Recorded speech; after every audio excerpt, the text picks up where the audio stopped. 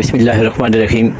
یہ مہینہ چونکہ امام احمد رضا اور مجدد الافسانی رحمۃ اللہ علیہ کے ساتھ منسوب ہے، سید نعیم الدین مراد آبادی اعلیٰ حضرت کے خلفاء میں سے تھے۔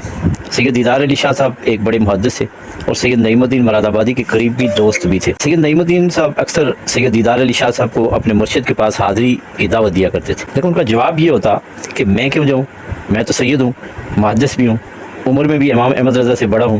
آخر ایک بار سید نعیم الدین مراد آبادی اپنے مقصد میں کامیاب ہو گئے اور سید دیدار علی شاہ صاحب اعلیٰ حضرت سے ملاقات کے لیے ان کے ساتھ جانے کے لیے تیار ہو گئے، لیکن انہوں نے ایک خدشے کا اظہار کیا کہ اکثر ایک بات ان کے ذہن میں رہتی ہے کہ چونکہ اعلیٰ حضرت پٹھان ہے، طبیعت میں بھی ان کی سختی ہے، اس لیے بھی وہ جانے سے گھبراتے رہتے ہیں۔ لیکن جب سید دیدار علی شاہ صاحب بریلی پہنچے تو یہ دیکھ کر وہ حیران و پریشان ہو گئے کہ اعلیٰ حضرت نے جھک کر انہیں سلام کیا اور دست بوسی بھی کی۔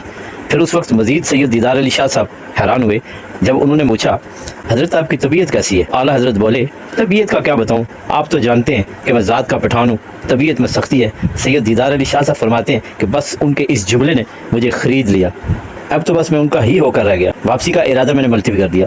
شاہ صاحب فرماتے ہیں کہ پھر ایک اور واقعہ بریلی کے مدرسے میں پیش آیا جس نے مجھے ورطہ حیرت میں ڈال دیا۔ وہ یہ کہ بریلی شریف کے مدرسے کے ایک طالب علم نے لوٹے میں پانی ڈال کر اپنے وضو کے لیے رکھا ہوا تھا۔ بچے کی عمر زیادہ سے زیادہ 9 یا 10 سال ہو، میں نے اس کا لوٹا اٹھا لیا تاکہ میں وضو کر لوں۔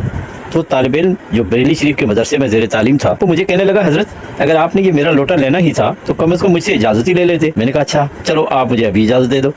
وہ بولا، کیا آپ کو یہ علم نہیں ہے کہ نابالغ بچہ تو اپنی مرضی سے اجازت بھی نہیں دے سکتا؟ میں حیران رہ گیا اور اپنے آپ سے کہا، دیدار علی شاہ تجھ سے تو اس بچے کا علم زیادہ ہے، اور اگر اس بریلی شریف کے طالب علم کا یہ علم ہے تو پھر امام احمد رضا جو اس کا استاد ہے اس کے علم کا کیا کہنا؟ میں نے یہ واقعہ پڑھا تو مجھے خانقاہ خیریہ کے ایک طالب علم اور پروفیسر کا مکالمہ یاد آ گیا جب میرے مرشد کامل حضور خواجہ ابوالخیر پیر محمد عبداللہ جان صاحب تاجدار مرشد آباد پشاور جامعہ ابوالخیر فاؤنڈیشن کے طلباء کی ایک مجلس میں تشریف فرما تھے۔ دوران نعت ایک پروفیسر صاحب آئے اور حضرت سے سوال کیا کہ کیا یہ نعت خوان ناہید اختر جو گلوکارہ ہے اس کی نقل نہیں کرتے؟ حضرت نے ایک 10 سالہ طالب علم سے کہا کہ پروفیسر صاحب کے سوال کا جواب دے دو۔ تو بچہ کھڑا ہو گیا۔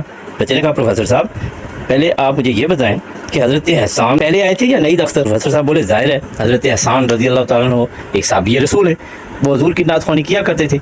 تو بچہ بولا، پروفیسر صاحب ہم نعید اختر کی نقل نہیں کر رہے بلکہ نعید اختر نے ہماری نقل کی ہے۔ پروفیسر صاحب اس بچے کے علم اور کانفیڈنس کو دیکھ کر بہت متاثر ہوئے اور آگے ہو کر حضور خواجہ خواجگان ابوالخیر پیر محمد عبداللہ جان صاحب تاجدار مرشد آباد پشاور کی بیعت کر لی اور کہا کہ حضرت آپ کے پاس علم کا سمندر ہے، جو آپ کے پاس یہ علم کا سمندر ہے اس میں سے ایک قطرہ مجھے بھی عنایت فرما دے، کیونکہ آپ کے اس طالب علم کا یہ علم ہے تو آپ کے علم کا میں کیا احاطہ کر سکتا ہوں۔ اللہ تعالیٰ ہمیں علم نافع عطا فرمائے اور اللہ ہمیں اپنے مرشد کامل خاص فیض نصیب فرمائے۔